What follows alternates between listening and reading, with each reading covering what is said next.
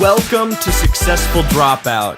This community is for the outliers, the innovators, the rebels, those who dare to defy the status quo, step off the conveyor belt, and claim the best version of their life. I'm your host, Kylan Gienger.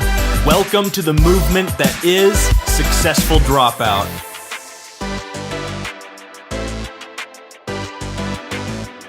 Hey, Successful Dropouts. A few things here before we kick off the regular show. First, if you haven't already, join the forum at successfuldropout.com. That's where we all hang out as a community, and I would hate for you to miss anything.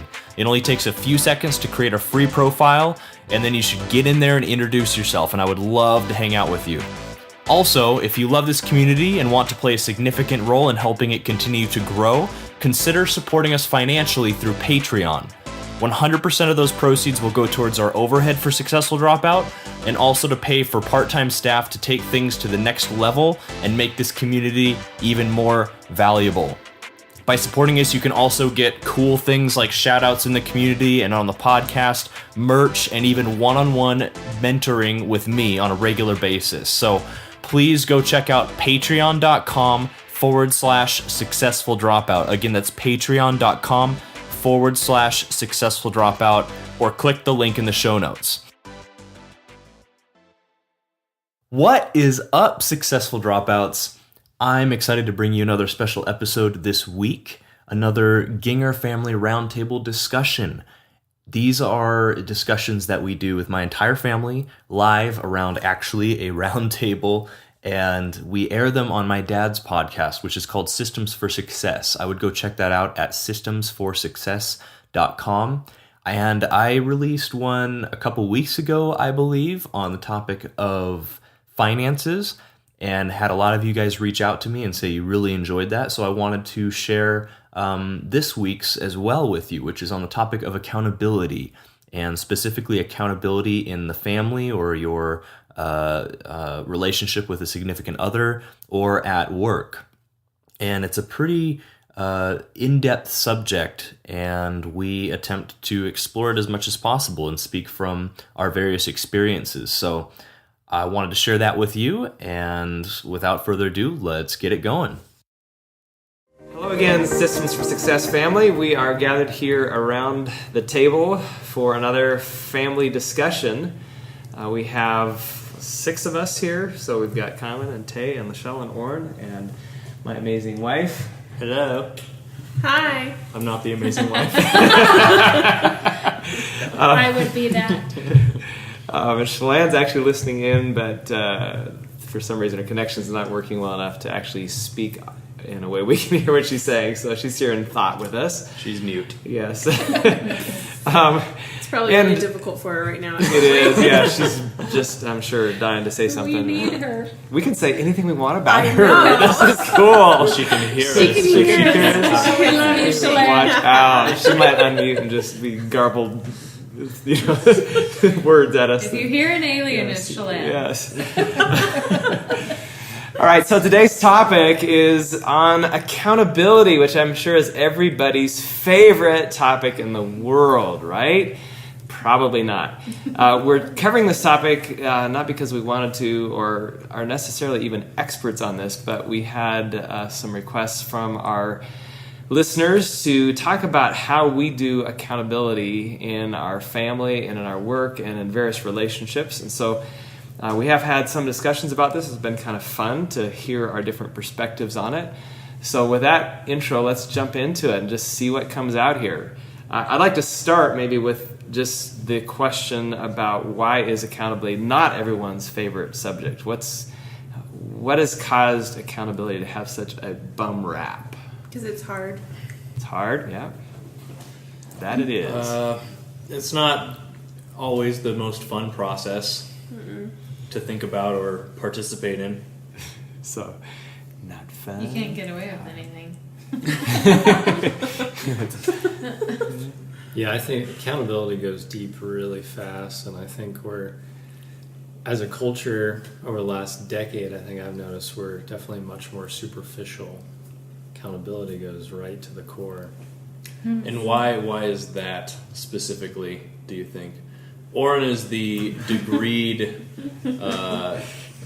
certified professional. He's the doctor of all to be able things to speak brain. on these Yes. things. He's got his mind on all the latest studies and stuff. So, I am just speaking from personal theory. There is some data which we can talk about later, but as a whole, having a superficial relationship I think is good in some respects, but to be able to have that deep conversation and first being accountable to yourself and having someone you can really share and be confident in rather than just throwing out a Facebook post that I'm feeling down today or whatever else.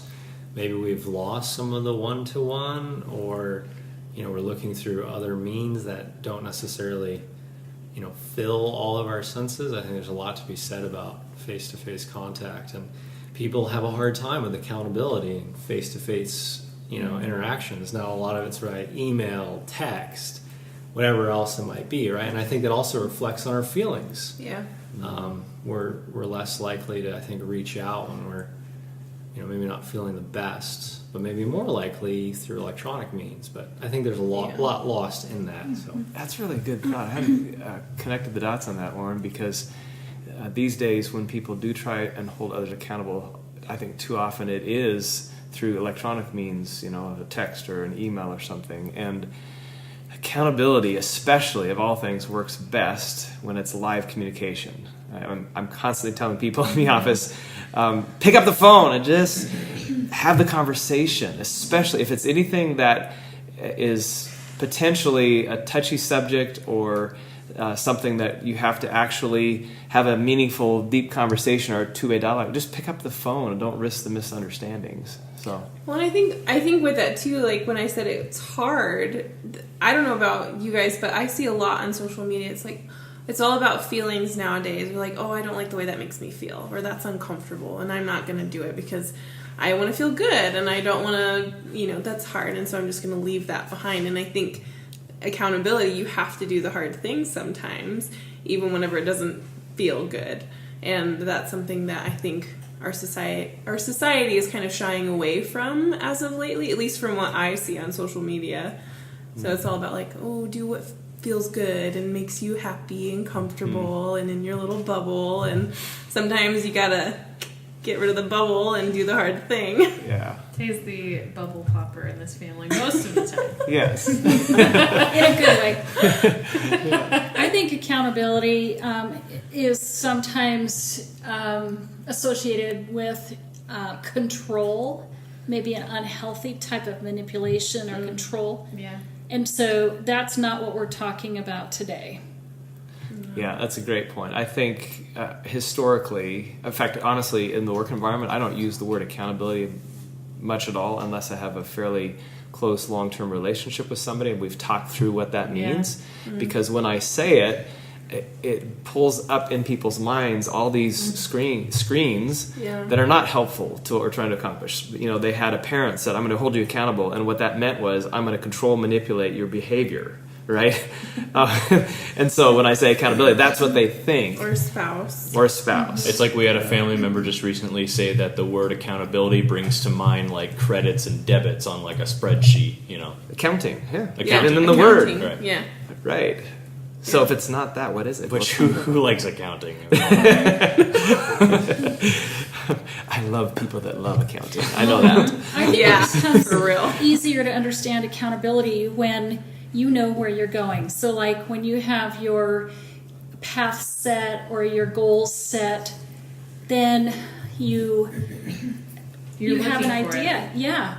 And then you're the one that shows up and says, okay, I need to reach this goal and I need some help, or I need some accountability, or someone to just be there with me along this journey. Yeah, I think that's a great point. I think a key reason why accountability has gotten such a bad rap is it has come to mean one person trying to tell somebody else what they should do or what they should want, right? Right. And nobody really likes that at the end of the day. Nobody wants to be told what to do. No. And then even worse yet, if they don't do it, then if I'm holding you accountable, whatever that means, but it often has the perception, then it's my job to judge you or punish you if you don't do what I want you to do, right? And so that's not the kind of accountability we're talking Yeah. about, right? And unfortunately, you see that a lot. I'm sorry, but you see it in churches. Ooh, Yeah. ooh, did I open a can of worms?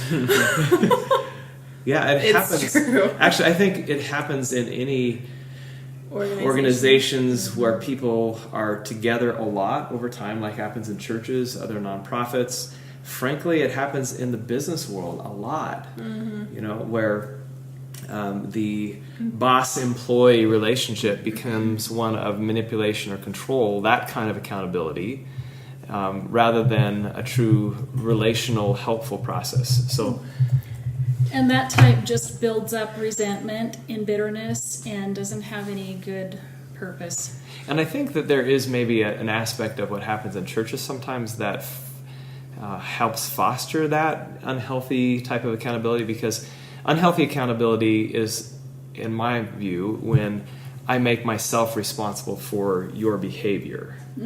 And there is an element in the church world where you know, we have these, we call them debits or credits in the accounting world, you know, sins or holy behaviors, you know, sometimes in the church world. In the business world, it's, you know, did you do what you're supposed to according to the job description or did you not?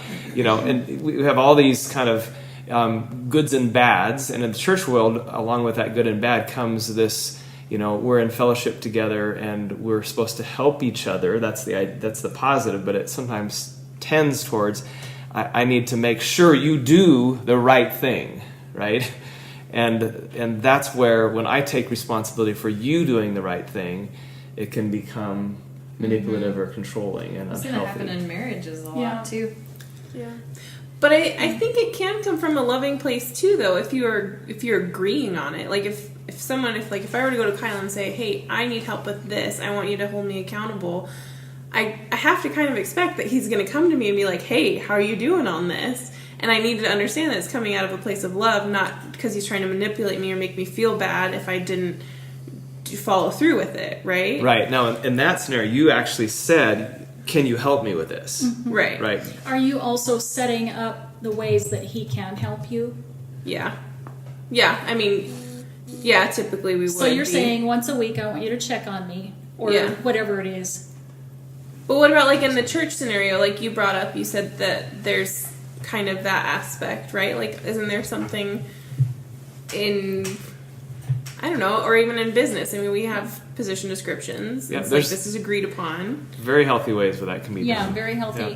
I think if you have a relationship with a person, it makes it a lot easier Yeah. to have that good, healthy kind of accountability. Yeah. Yeah. Let's come back. I want to talk about relationship as a basis, but Oren, you look like you were about ready to say something. Yeah, what's funny as I really think about this is that accountability, I think, is really setting specific in many ways, in that it's really important to have that foundation of a relationship if we're talking long-term accountability. But I know I've been in various leadership seminars or, you know, events where the culture was set right when you walked into the room. And it may have been more of a superficial accountability, but the accountability was there on the common intention of that group, and we were held to a high standard. And it's just, I mean, it's interesting. Same thing can be said about boot camp or, you know, other settings. So I think it's, as I think about it, it's really setting specific in big ways. And I'm reminded too of, is it Ray Dalio? The CEO. Yeah, the CEO. He's got the book Principles, Yep. and he talks about radical transparency, and it's very fluid in the sense of it's not necessarily top, you know, down, but they've created that culture where, you know, anyone and everyone can bring something up. So Yeah. again, I'm just thinking about it, setting specific in big ways. Okay, so let's talk about that. What is the setting that is most helpful for accountability to be healthy, helpful, and to thrive, and actually help people succeed in life? Let's talk about what are the environments. We mentioned a couple of things we could talk about in more detail, like relationships is one thing, a safe environment, transparency. Let's talk about those a bit. So relational, what's important in a relational environment for accountability to be successful? Honesty. Is that what you're looking for? I mean, trust. Yeah, you gotta trust the person enough to be open with them about what your goals would be or what you want them to help you be accountable with. Okay.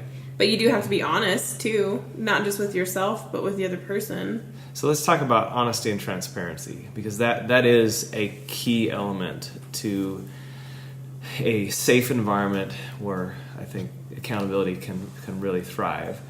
So you talked about one CEO that has a concept of radical transparency.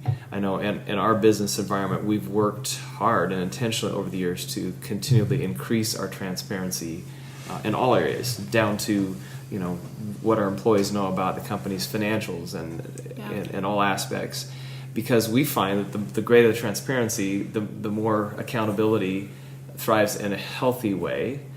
In relationships, I know that for Shelley and I, there's no secrets, right? And I know even with you guys when you were kids, you all know like the cardinal sin in our household was lying, was dishonesty, right? Mm-hmm. Because of that element, for transparency to be in the environment, you can't have dishonesty. And so we have each other's passwords for social media, and when you talk about transparency and accountability in finances requires transparency in finances. There's nothing I do financially that Shelley doesn't know, and vice versa. Mm-hmm. And again, like in our company environment, the more transparent we are with finances, the easier it is.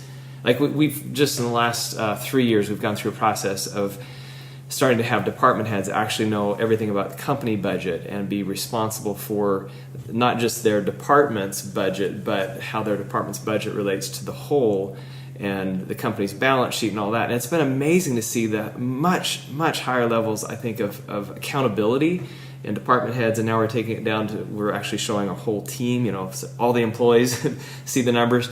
And now instead of having to ask people to be accountable to do something financially, they just make themselves accountable because there's transparency. So I think transparency is so vital.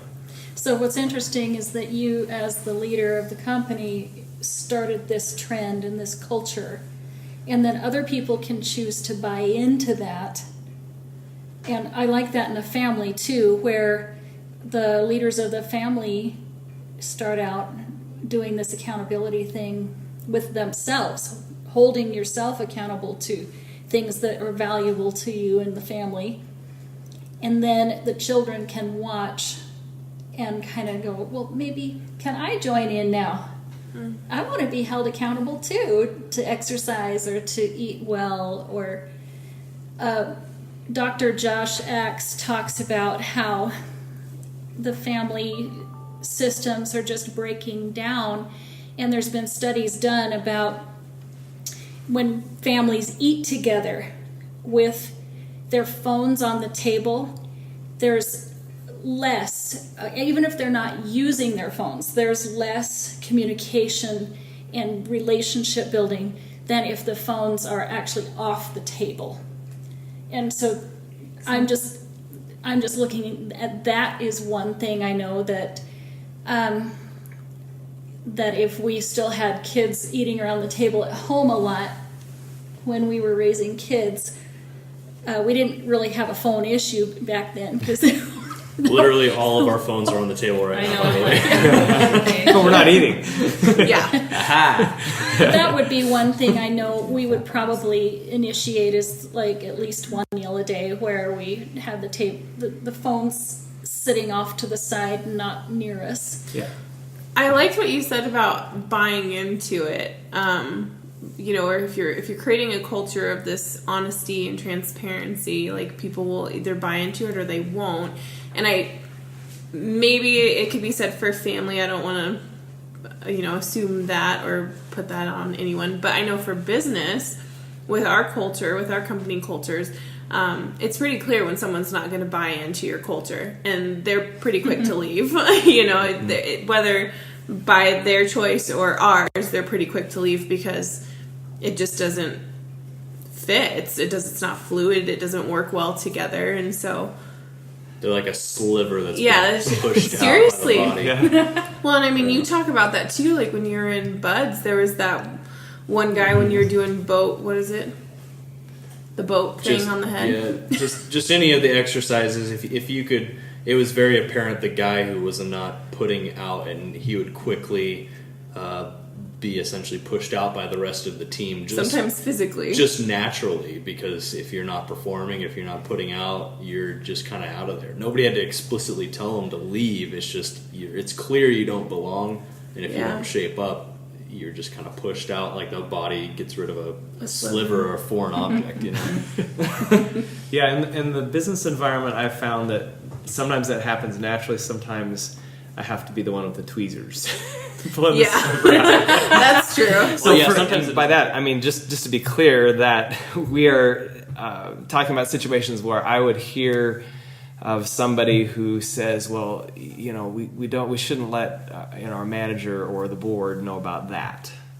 You know, some bad news, right? To me, that's like I gotta get my tweezers out because that is eliminating a transparent environment. If somebody doesn't want to share bad news, Right. So let's expand this a bit too, because what this all amounts to here is I think we're talking about that. For accountability to thrive, there has to be a healthy relational environment, and transparency is one part of that. I think another element is, you know, in the family environment, you know, we call it unconditional love or grace or forgiveness, right? It's okay to make mistakes. In the business environment, that's just as important. You may not want to call it unconditional love, but the concept of it being okay, really accepted to not be perfect, is really important. And for accountability to thrive, it's got to have that kind of nourishing environment for it to be successful. Does that make sense? I think because people are scared. They're scared of not being perfect. I think that's, you know, I can relate to that a lot. I don't know if anybody else can. But what do you do in a situation, because my mind immediately jumps to, what if somebody is just not putting out at all? Like, do you just put up with that? Like, it's okay to just be who you are, not make mistakes, and kind of just be a dummy, you know? Like, you got to also have people on the team that are actually putting out. Like, there's a difference between you're making mistakes and you're giving somebody grace for making those mistakes and figuring it out when they're obviously putting forth the effort, and somebody who's just obviously not like clued in or engaged with the relationship or the business or what's going on, right? Well, especially in marriage, hope you figure that out before you're stuck with them for life. For the sake of business, you know, it's like, real. I'm fired. Serious. But it's not that easy in business either, though. The only way accountability works is if there's an agreed upon standard, right? So like in business, the easiest standard is your mission, your vision, your values. And position descriptions. Yeah, too. Position descriptions. And but you like, know that going like in. your example of the thing that was festering, or you're in a conversation and somebody says something, you're like, whoa, that's not right. You know, that's not healthy, or that's not... But you know that is not in alignment because there's something to be aligned with. So, That's good. and then that's where you pull in, well, our company values transparency, or our company values honesty, or whatever that example you were. But I think that's the clearest way of holding people accountable, is there has to be that agreed upon standard. Otherwise, you're like, well, whose standard, is you know? So And then, if they're not hitting it consistently, then what does that say? Okay, so what I want to say to that is, first of all, that I don't believe you can really hold anybody accountable. You can only hold yourself accountable. Extreme ownership. Yeah. Exactly. Sure, like, you can't be held accountable if you don't want to be held accountable in the first place. Well, even in that, if you want to be held accountable, that means you're holding yourself accountable. Right. And you might ask somebody to help you hold yourself accountable. That's how I look at it anyway. So in your example, what I can do in the business environment, if somebody's not pulling their weight or they're doing something that's destructive to the goals of the team, I can hold myself accountable to share with that person my truth about what I believe that's doing to the team or the goals or our standards that we've agreed to, the values we've agreed to that we're not aligned to. But at the end of the day, it's really not me holding them accountable. It's me holding myself accountable to state my experience, my truth, my my reality of how that's affecting me. So in the marriage environment, I think that's super important too. Again, if there's something that Shelley's doing that is bothering me or is not in alignment with what I think is helpful or what she said she would do, or she forgets to do something, I can't control that. I can't try. I could try to control it, but that will drive a wedge between us relationally, and it will ultimately be counterproductive to what we're trying to accomplish. What I can do is hold myself accountable to share with her, here was my expectation, here's how it affected me, or here's how I think it's affecting us or our family or whatever. So here's a pretty practical example. Say that you have someone in the family has an addiction. Say it's gambling, alcohol, drugs, something like that. Chocolate. Chocolate. Are you trying to say something? Is this a Would you like to be held accountable? No. So that becomes a problem in the family, right? And chances are there's a whole bunch of discussions about that, and people sharing frustration. Okay, so say if I'm the one that has the addiction, and I've seen that I'm going to lose something very precious to me if I continue with this, then the way I think accountability works in that situation is that I show up and I say, okay, I'm making myself accountable, and here are my steps. Number one, every night we're going to talk about this. I'm going to show you my journal, because I know journaling will help me in this situation, because I'm going to be writing down stressful situations that trigger me. Okay, so I'm going to show you my journal. That way you know that I am being accountable. And so to me, it's all on the person that's wanting accountability to show up. Right. And I just used the journal, but how many steps are there that you could be saying, okay, these are the things I'm going to do. And that's where the extreme ownership, I think, comes into play, is that you're holding yourself accountable enough to ask someone else's accountability. So correct me if I'm wrong, but this all boils down to you can't help somebody that does not want to be helped. Yes. I believe that's true. Okay. I think that's very true. You can try to, but You can try to, but it's usually an exercise in frustration and futility. But in regards to like what Lachelle was bringing up, where there has to be a standard or something to be held accountable to, right? That you're agreed upon. I think that that can be in business and everything, but I think the biggest one is in a marriage, I think, and that comes down to having your mission, your values that you both agreed upon and created together. Different standards for your relationship or goals that you have together. Like we have standards for just our marriage, Kylan and I, and then we have goals for family, we have goals for businesses that we have together. Like having these together factors, I think, helps a lot with accountability. But it still boils down to both people or every actor involved in the accountability process has to want to be held accountable and want to reach a certain standard that everybody has set and be actively, consistently working towards that. Right, because we agreed upon them whenever we first created them. It wasn't just you created them and you said, okay, these are the goals for our family and these are our values and you better step up. And we can't name, we won't name any names, but both in business and in marriages, we have examples in our lives that we've seen where there's two people in a relationship or in a business where one person for years is very just not engaged in reaching certain standards that both have agreed are good for the relationship, and one person has been good at that. Yeah. And they've tried to hold each other accountable, and it's gone on for years to where it's just destroyed the relationship. And so both people have to be putting forth the effort necessary.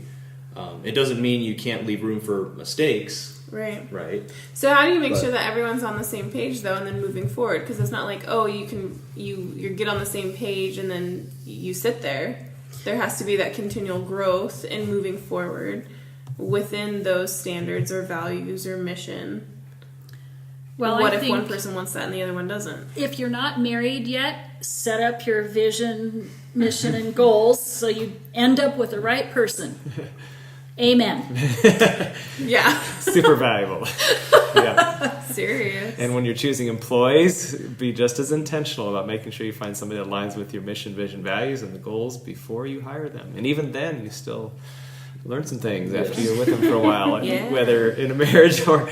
So you can do something like what I think it's Tony Hsieh, Zappos. Tony Hsieh? I think so.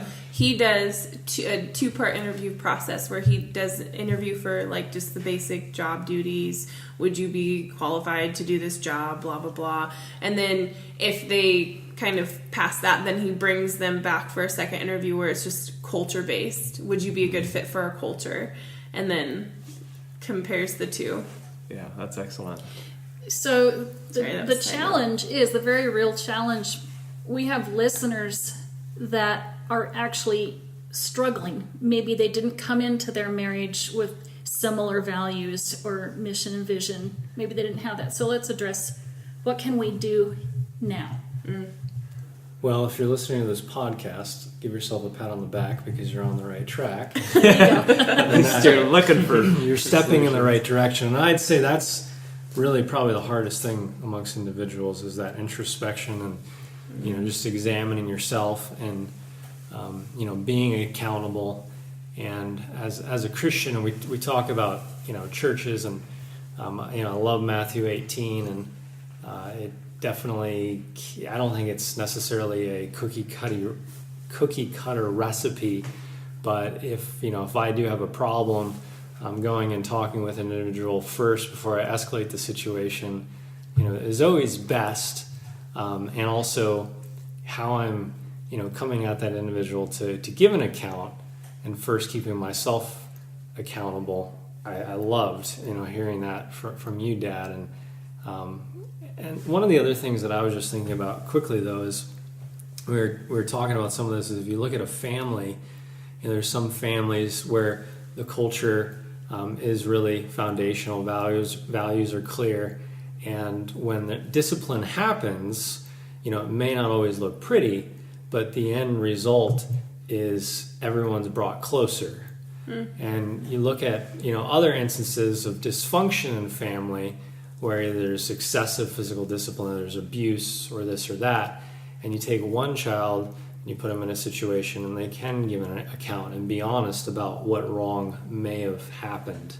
And you take a different child, you put them in a situation and they lie about it or they manipulate or whatever that looks like. But you can just see how accountability starts from such an early age. And I love what you said as far as keeping ourselves accountable first and foremost, because I know with Lachelle, pregnant, due in August. Yeah. I definitely, I'm feeling that already as in preparing as a father of how do I hold myself accountable, for my future daughter, and also, facilitating that in the household. Anyways, that's a side thought, but no, actually, that's a very core thought. I love that, because here's what's fascinating about what you just said to me is I'm looking at your stomach, Lachelle, so cute, and realizing that little precious girl right there who can't even speak yet is holding her daddy accountable already. True. Oh, snap, Lauren. In the best sense. In other words, she's not trying to control, manipulate. She has no capability even of doing that. But she's inspiring you to hold yourself accountable. That's how she's holding you accountable. Good. And in the ideal world, I think I would rather use the word inspire, encourage, help, support, motivate, right? Those are really probably more accurate ways if I'm describing what I do in relationship to you and your accountability. Is I inspire you to hold yourself accountable. I motivate you. I support you in holding you accountable and you holding yourself accountable, right? Those are probably more accurate ways to do it. And am I, could I say, yes, I'm holding you accountable? Yeah, if you understand all these dynamics, you could say that. But the challenge is whenever you say that, most people have had these bad experiences where that desire, and it's often from a genuine desire of somebody to help them, right? It's not usually with malicious motives. Right. Someone has a genuine desire, I want to help you get better or overcome something, right? But what happens is when that desire for me to help you or to change your behaviors, when the desired behaviors I want in you become more important than the relationship, then it turns into judgment and control. which is detrimental to the relationship. And honestly, it's detrimental to you having those better desired behaviors too, right? So, we're talking about some theory here and basis for accountability, but it has a lot to do with, the system for effective accountability. It's all about starting with this healthy relational climate. So if accountability is not working for you, go back to, what's not working in the relationship, and go back to yourself. How can I hold myself accountable, right? I love, again, Oren, you're wanting to do everything you can to hold yourself accountable to be the best possible dad you can be, right?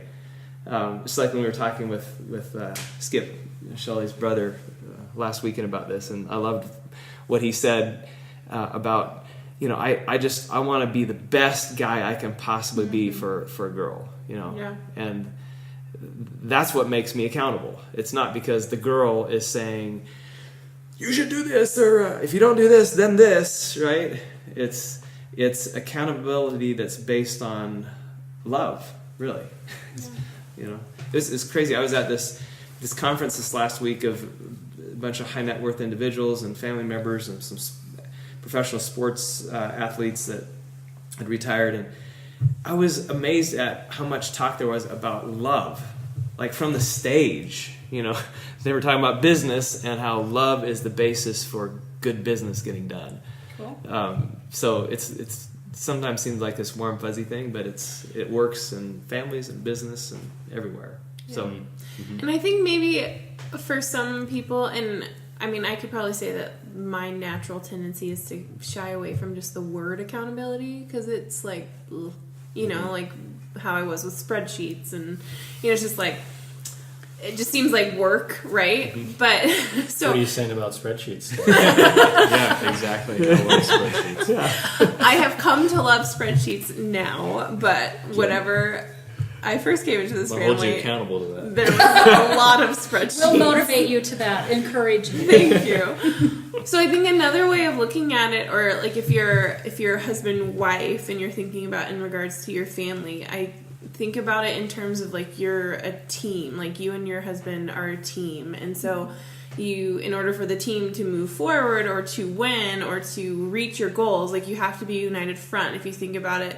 in terms of a football team, and they're, you've got the offensive or defensive line, like they're all moving forward together. And if one person breaks away, or if one person, falls back, like the line breaks. You're not a united front. If one person doesn't show up, the line breaks. The game. Yeah, exactly. And you're not a united front anymore. And so therefore you're letting the team down, you're letting your fans down. Like other family members or friends, like it's kind of all riding on that. And so if the word accountability itself is like, ugh, think about it in terms of something that you can relate to better.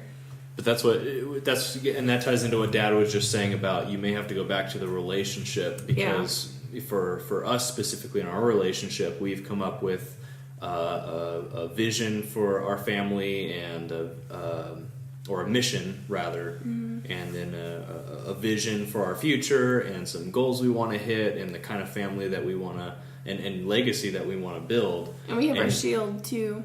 Yeah, and we're both on board with all of that, and so it's very easy to then hold each other, accountable. But in terms of what we were just talking about, more so inspire each other. Yeah.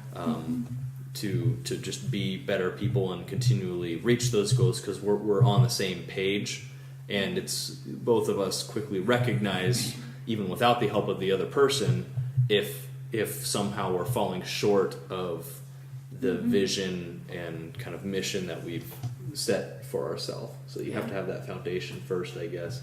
And I think accountability looks, as we've talked about this, it looks different in each relationship because it is so relationally based. The way you two do it is different than the way Shelley and I do it. Because you have a different relationship, and the way you guys do it is different, right? So there's not just a cookie cutter approach to how you do accountability. There are some real basic principles that I think work for all relational environments, but it comes back to the relationship. Yeah. And one person in the relationship can't make the decision for both people in the relationship about accountability. It has to be an agreed upon. Yeah, you need to talk about how will this work for us in this relationship. But man, it should be like that on all fronts, not just with accountability in your marriage. Yeah. Making that decision together. But anyways. And it's mutual accountability. Yeah. We were talking about that earlier before we started recording. Is it just mutual accountability in marriage and in families, which I think that is super important, where it's not just one of us that's accountable or holding the other accountable. It's truly mutual. But even in the business environment, there is a very powerful dynamic when there's mutual accountability at all levels. So I tell my team that you need to hold me accountable to whatever we're talking about. If I say we're heading this direction and I start veering, because I get the shiny dime syndrome, because I'm an entrepreneur. Let's go do this, right? And my team knows that they have permission to, and they do say, Have they? no, They've called oh you yeah. Remember, Lonnie, we said we're gonna stay focused on this, right? And okay. And do I like it when they say that? But again, I ask them to do that, right? Just today we had a long meeting where it ended up where I was holding somebody on our leadership team accountable because they'd asked for that, and I had to remind them, remember, this is something you have said you don't want to do now for years, but you're now saying you want to do that. There has to be a really good reason for why you're changing. Is there? And those are hard conversations. Taking it back to our homeschool family so long ago now, the kids and I would be getting our work done and our school work done and the house cleaning done. And something I would say to the kids is when Dad gets home, he's going to make sure that we got this all done. And so that was a level of accountability in a home that can work pretty effectively. Because so in that situation, though, it wasn't because I had imposed those goals on the family. So Dad comes home just swinging the belt around. So I told you, this is what you have to do today. Yeah. No, we had all sat down and set these parameters up as a family. Even the younger kids would help. Like, well, is that okay? Do you want to make your bed every day, or isn't it a good idea? Ever being asked that. Isn't it a good idea that we make the beds every day? It's more like it. This is what we do. There was some level of buy-in. Yes. Discussion on that, right? Well, when you discuss things with kids, it gives them more power in the situation. Yeah, and I will say that accountability does work a little different with super young kids. The older they get, they know nothing. They need there's direction. So there's a little more control when they're very, very small than when you get older in terms of how accountability works. For good reason. Right. Yeah. Okay, so let me just, I would like to break it down into kind of 3 components of a healthy accountability system. So understanding the framework here, the basis is a culture and environment that's healthy relationally. We've talked a lot about that. I would say that the first big component is to really understand what the other person wants and then determine the best way to help them. So it starts with a servant mindset. It's not what I want for you, but what do you want, right? And how can I help you with that? So you're first seeking to understand their desires. That means, as we talked about, the other person does have to have some desire to do or have or be something different. You can't make that up for them. Sometimes in the business world especially, you can help them figure out what they should want. That's what I was going to go into. Like, at what point are you in charge of inspiring somebody to want more, want to... Okay, so here's that works in the business point world. B. It's back to either the mission, vision, values, or the overarching objectives for the year, our current strategic plan. So we say, okay, for this... Why are you laughing? Because it was just got deep. It just rolled off the tongue so You just easily. went full-on CEO line. Yeah. We're according to our Okay. strategic plan. Yeah, turns into CEO. Okay. What about that strategic plan? Okay. Sorry. So I say something like, based on one of those elements, and I pick the one that applies. What do we need to do to accomplish that? And what I'm saying by that is, I'm trying to help you figure out what you want to do, right? In so many words, Figure out what you should. Making it your idea. right? But it's what do we need to do to accomplish this goal, and what's your role in that? What could your team do? What could you do? So I'm helping them figure out what they should want to do. Okay? Does that sound weird? Yeah, it does. No, I mean it does, but you think necessary. about it, like you've got an overarching goal as a family or as a company, and then you have other teams that contribute to the overarching goal, and sometimes you got to help them understand hey, look, this is helping to achieve the overarching goal, and without what you would do here, it wouldn't happen. There are family and friends that speak into my life and what I'm doing and make me realize something that I should want that I hadn't previously wanted, because honestly, sometimes my vision is just too small, or I'm not thinking big enough. It's really necessary. I mean, you got to be humble enough to recognize that.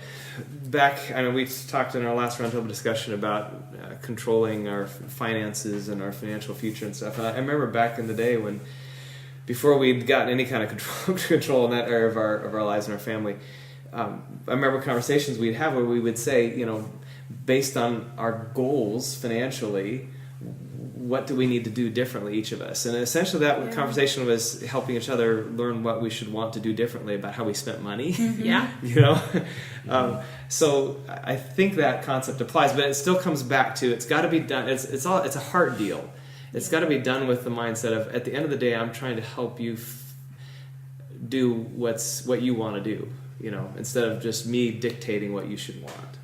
And I think on the other side of it too, if you're the person being told, if I was the person being told by you or conversed with by you to figure out what it is that I should want, I trust you enough to want to do it, right? Or to feel like, oh yeah, that makes sense. Back to the relational. There's got to be some trust there. Yeah. But that also comes back on you as a person and how you're leading and how you're living out said value or goal or mission. Yep. Hard to hold somebody else accountable if you're not holding yourself accountable, especially to the same higher principles. Yeah. Right? That's a good point. Okay, so the second component, I think, is at some point in those discussions, once you understand what the other person wants and you say, how can I help you, with that? That's another key question, is how can I best help you with that? Do you want me to give you some resources? Can I provide you some training, some help? Do you want me to call you once a week? Do you want me to email you and say how that's going? How can I help you, right?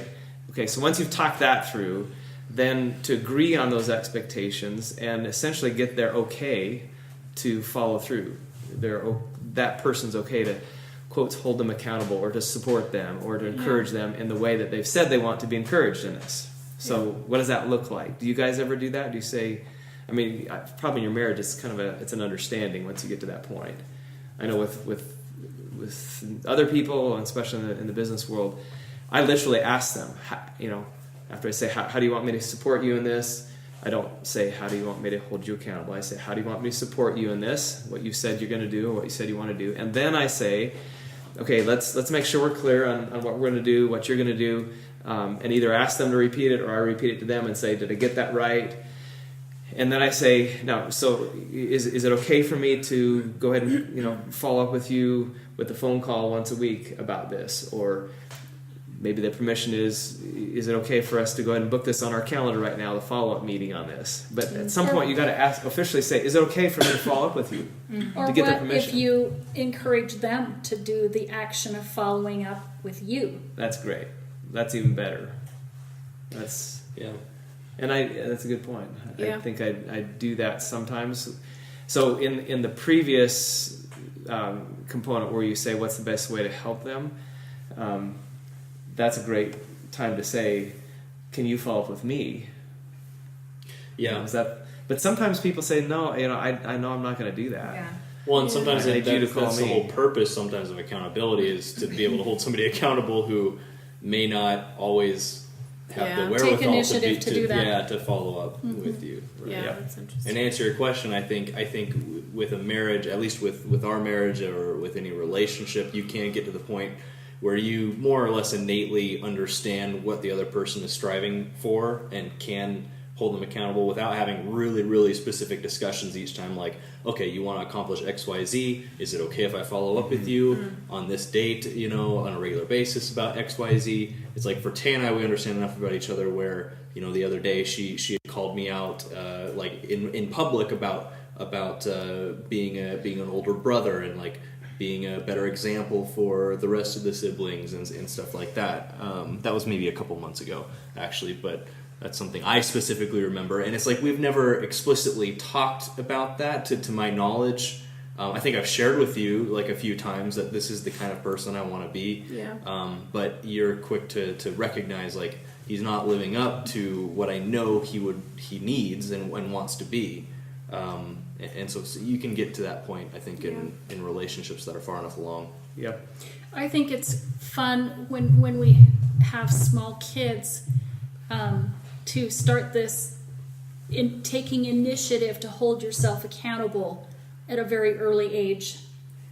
Like I remember when the kids would do their bathroom cleaning or whatever, you and I would say to them, so when you're all done cleaning, make sure that it looks like you would make it look if I checked your work.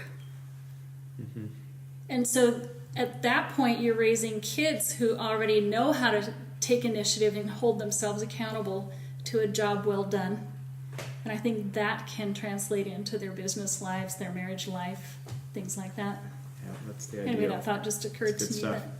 Okay, the final component, I think, is to actually do the follow-up, to have the guts to do what you said you're going to do, to help them, whatever that looks like.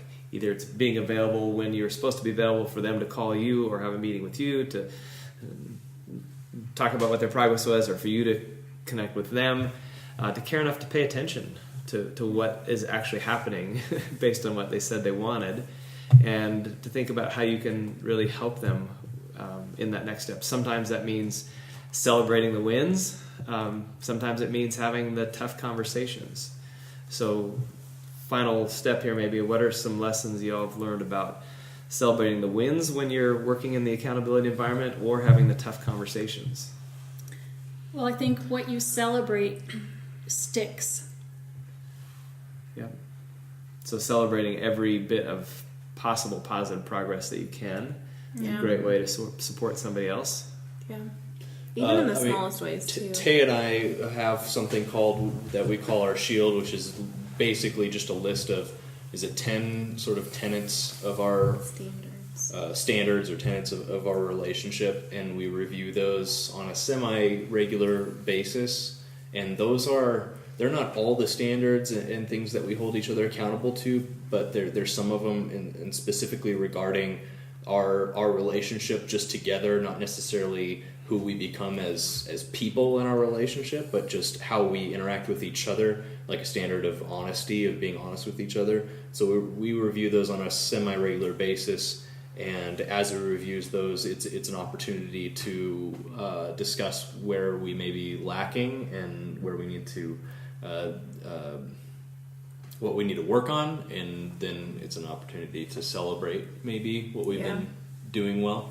Mm-hmm. And so that's a pretty practical mechanism that we use for that purpose, I guess. So with the standard of honesty specifically, we have a little description below that says, like, in all instances, we are honest with each other, even when it's hard to say or hear. And so from the very beginning, we've had that standard of, like, we're going to communicate with each other, even if it's a difficult conversation, whether it's hard to say the words or hear the words on the other side. So, I mean, you can go into detail and be like, this is what this looks like laid out, and this is how we hold each other to that standard. I think in accountability, too, the more specific examples you can have, the better. And the sooner you can catch it, like, if there's something you're like, hey, this doesn't, like, that's not what you said you wanted to be like, or, whatever that is, if you can catch it in the moment with, like, love on your mind versus out of any frustration or anything of you, then that's good. Or if you need to wait a little bit and cool off and then approach it, but to have specific examples of, like, in this situation versus just generals, because then people are like, Don't let it build to resentment. Yeah, that's good. Oh, I want to. What you just said, Michelle, I think is so important in several aspects. But when you said, sometimes you need to wait till it's not about you when you're holding somebody accountable, I think that is so important because the challenge happens when I'm trying to quotes hold you accountable. Let's say Shelley does something that she knows that let's reverse it. Let's do the other way around because I do more things probably that irritate you. So let's say that I leave something dirty that you like clean. Okay, that never happens, right? And so if you are reminding me about that, because I've agreed to keep that clean or put that away. Mm-hmm. If you're reminding me at a time where you're frustrated because it's affecting how you feel about yourself, that has a very different impact than you're reminding me at a time when it's out of love and it's just part of our relationship. You're reminding me of something I agreed to do, right? Yeah, it's matter of fact instead of emotionally charged. And it's never about keeping score, right? Yeah. Like, we talk about accountability as being accounting, the debits and credits, but in relationship, there's never a score. If you're keeping score on anything, there's you're doing it wrong. Yeah, you're doing it wrong. Yeah. And I think there's an important distinction in that.